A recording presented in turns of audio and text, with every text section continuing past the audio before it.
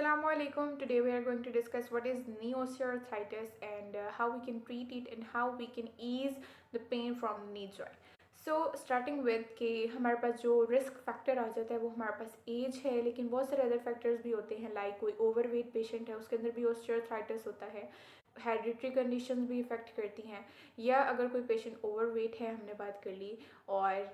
कोई भी इंजरी या इन्फ्लेमेशन जो कि उनके जॉइंट पर एक्ट कर रहे हैं वो भी हमारे पास ओस्टियोआर्थराइटिस कॉज करते हैं। तो स्टार्ट करते हैं हम अपनी वीडियो को, जो कि आज ओस्टियोआर्थराइटिस के बारे में है और ओस्टियोआर्थराइटिस की क्या क्या कॉजेज़ हैं, क्यों हो रहा है ओस्टियोआर्थराइटिस, हमारी नी जॉइंट पर कितना लोड पड़ना चाहिए, कौन कौन सी फोर्सेज हैं जो कि हमारी नी पर एक्ट कर रही होती हैं और ओस्टियोआर्थराइटिस कॉज करती हैं। जो क्वेश्चन आता है वो हमारे पास ये है कि ओस्टियोआर्थराइटिस क्या है। तो ओस्टियोआर्थराइटिस जो है हमारे पास अर्थराइटिस की एक टाइप है जिसमें पेशेंट जो है वो पेन कंप्लेन करता है, उसको स्वेलिंग हो जाती है, इन्फ्लेमेशन हो जाती है। अब क्यों हो रही है? तो होता क्या है कि हमारे जो जॉइंट है उनके दरमियान में कार्टिलेज प्रेजेंट होता है जो कि उन दो सर्फेसिस को, दो बोन्स को आपस में अपार्ट रखती हैं, सेपरेट रखती हैं। लेकिन अगर उन कार्टिलेज में कोई मसला आ गया है, वो कार्टिलेज वेयर हो गए हैं, उनके अंदर कोई रप्चरिंग हो गई है, वो वीक हो गए हैं, तो हमारे पास अर्थराइटिस देखने को मिलता है। होता क्या है कि जैसे ही कार्टिलेज बीच में से अपार्ट होता है, ख़त्म होता है, तो हमारे पास जो बोन्स होती हैं वो आपस में साथ जुड़ जाती हैं, और जब भी कोई हम मूवमेंट करते हैं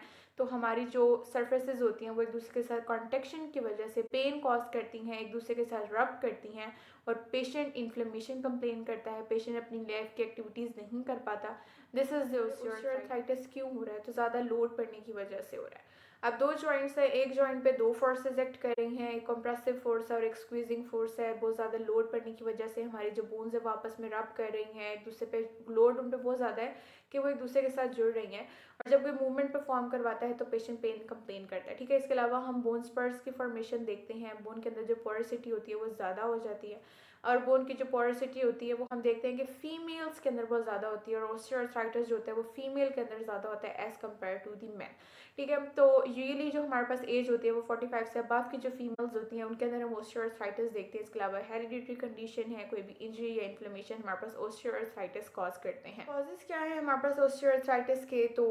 कोई भी स्ट्रेस इंजरीज हैं, बहुत को वो एक्टिविटीज़ या वो जॉब जिसमें पेशेंट को बहुत ज़्यादा काम करना पड़ता है, जिसमें लोगों को बहुत ज़्यादा काम करना पड़ता है, बहुत ज़्यादा बैठना पड़ता है, उनकी जो पोस्चर है वो ठीक नहीं है, और कोई हैवी लोड की लिफ्टिंग कर रहा है, तो ये सब जो ऑक्यूपेशंस होते हैं ये ओस्टियोआर्थराइटिस कॉज करते हैं। कोई भी मेटाबॉलिक डिसऑर्डर है, किसी की डाइट अच्छी नहीं है, बोन की ग्रोथ सही से नहीं हो रही है, बोन के अंदर पोरोसिटी का कंटेंट ज़्यादा हो गया है, मिनरल्स का कंटेंट कम है, कैल्शियम की कमी है बोन्स के अंदर, कोई पेशेंट विटामिन डी का इंटेक नहीं कर रहा, या उसकी जो एक्टिविटीज़ हैं वो इस तरह के हैं कि उसके मसल्स को ज़्यादा काम नहीं करना पड़ा, मसल्स वीक हो गए हैं, तो ये सब जो चीज़ें होती हैं ये हमारे पास अर्थराइटिस कॉज करती हैं। क्योंकि हमारे पास जो नी जॉइंट है ये हमारी ना कि वेट को टॉलरेट करता है, बल्कि जितनी भी हम एक्टिविटीज़ कर रहे होते हैं उसमें भी बेनिफिशियल क्या है। तो पेशेंट पेन कंप्लेन करता है, इन्फ्लेमेशन होती है, वो ये बताता है कि जब वो कोई एक्टिविटी परफॉर्म करता है तो उसको बहुत ज़्यादा दर्द होती है, लेकिन जब वो रेस्ट करता है तो उसकी पेन जो होती है वो बिल्कुल ख़त्म हो जाती है। इसके अलावा वो अपनी डेली लाइफ एक्टिविटीज़ परफॉर्म नहीं कर पाता, वो सीढ़ियाँ चढ़ना उसके लिए मुश्किल हो जाता है, समटाइम नॉर्मल वॉक भी नहीं हो रही होती है पर्सन से। ये सब हमारे पास ओस्टियोआर्थराइटिस की कंडीशंस होती हैं। तो हमारी डाइट अच्छी होनी चाहिए, हम एंटी इन्फ्लेमेटरी ड्रग्स पेशेंट्स को रिकमेंड करते हैं, ब्रेसेस जो होती हैं वो हम नी के लिए यूज़ करते हैं। ब्रेसेस की भी डिफरेंट टाइप्स होती हैं, कुछ सपोर्ट ब्रेसेस होते हैं, कुछ हमारे पास अनलोडेड ब्रेसेस होती हैं, डिफरेंट ब्रेसेस होती हैं, वो नी की कंडीशंस को देखकर हम पेशेंट को रिकमेंड करते हैं। और अगर हम हमारी जो एक्सरसाइजेज है, हमारे जो ब्रेसेस है, हमारी मेडिसिन से पेशेंट ठीक नहीं हुआ तो हम सर्जरी रिकमेंड करते हैं, और एक बेटर ऑप्शन आ जाती है आफ्टर दीज अदर स्टेप्स। कुछ स्ट्रेंथनिंग एक्सरसाइजेज होती हैं, कुछ स्ट्रेचिंग एक्सरसाइजेज होती हैं जो कि मसल करते हैं, और हमारी स्ट्रेंथनिंग एक्सरसाइजेज होती हैं जो कि वो मसल्स जो कि नी के अराउंड वीक हो गए होते हैं, जो कि हमारी नी को स्टेबिलिटी प्रोवाइड कर रहे होते हैं, हम उनको स्ट्रेंथ प्रोवाइड करते हैं ताकि नी की जो एक्टिविटीज़ हैं वो ठीक हो सकें। इसके अलावा हमारे पास फिजिकल थेरेपिस्ट और एक ऑक्यूपेशनल थेरेपिस्ट अपना रोल प्ले करता है। ऑक्यूपेशनल थेरेपिस्ट का काम यही होता है कि वो अपने पेशेंट्स को अपनी लाइफ में जितने भी उनके